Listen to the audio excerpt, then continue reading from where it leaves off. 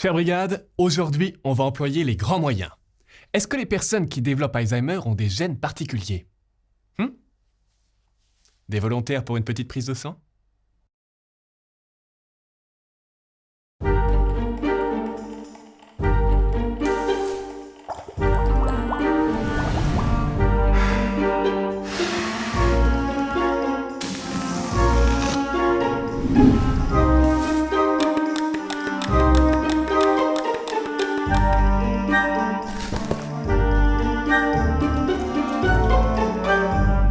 On a récolté des échantillons de sang de 100 000 personnes souffrant d'Alzheimer, mais également de personnes saines.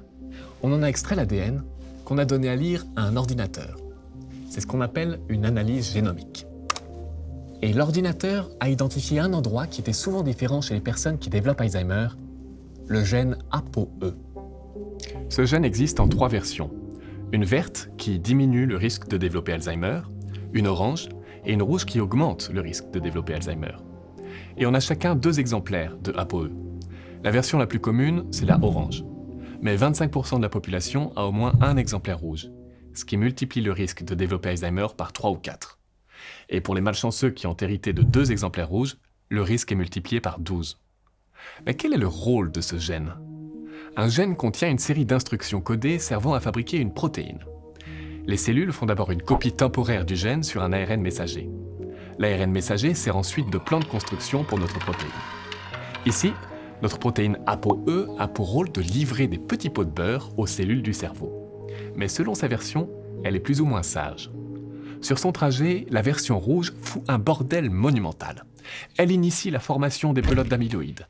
Elle encourage les ouvriers tôt à détruire des neurones et elle déclenche l'état d'alerte du système immunitaire.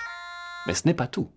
La protéine ApoE vient se coller dans la bouche des cellules nettoyeuses du cerveau et les empêche d'avaler les petits amyloïdes bêta. Bref, cette protéine est un véritable danger public. Il faudrait empêcher le cerveau de la fabriquer. Comment? Mettons-nous dans le pire des cas. Voici une souris possédant 2 versions rouges du gène ApoE. On injecte dans son cerveau le jumeau maléfique de l'ARN ApoE. Ce jumeau maléfique, on l'appelle ARN antisens. Il se colle à l'ARN ApoE et lui donne le baiser de la mort. La copie du plan ayant disparu, la cellule ne peut pas fabriquer de protéine ApoE. En injectant cet ARN antisens suffisamment tôt, on empêche l'apparition des premières pelotes d'amyloïdes et on empêche que les neurones ne deviennent difformes. Chez la souris.